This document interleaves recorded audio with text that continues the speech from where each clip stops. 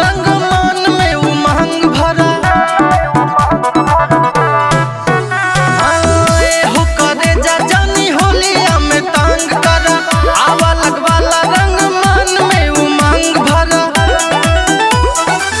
घोरल रंग के पिचकारी माह के त देखा, हम रंग के दिखा दे तू कह के ता देखा। हम रंग के दिखा दे तू कह के ता देखा।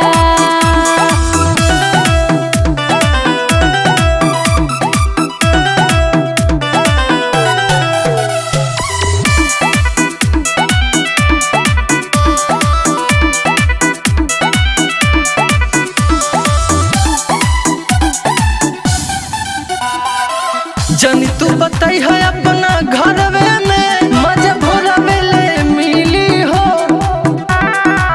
लहे लहे रंग लगवाई बुझे साजा तोहरा ना मिली हो। तोहर रंग बोरी और जब लग जाई, पिचकारी के ये धार गोली दाग जाई। होली के मौका है दिलवा में हमारा, राह के त देखा। हम रंग के दिखा दे तू कह के ता देखा। हम रंग के दिखा दे तू कह के ता देखा।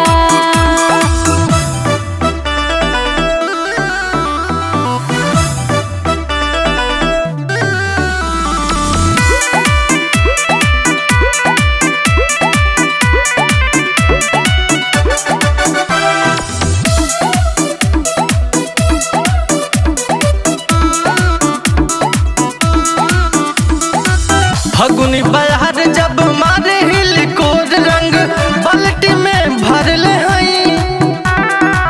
तोरा ला रंग ई जोगा के हाँ कब से हम त आगोरले हई।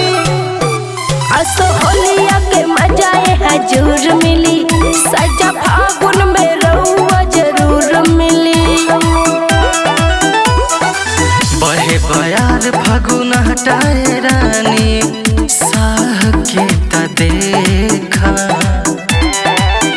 हम रंग के दिखा दे तू कह के ता देखा।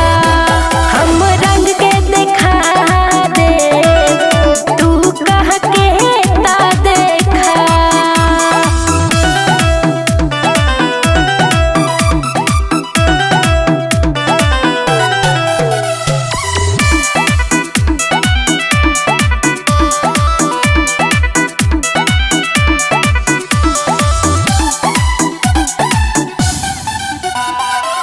मारी हिल कोरा रानी रंग के अगोरा, रंग पोरे पोरे हो। बनल मिजाज में लगा के हिसाब रानी, रंग थोड़े थोड़े हो। बाबू बड़ा रंगदार लागे लीला होई, लागे सौसे बदन आज गिला होई। बहल बसंती बयार में रानी, राह के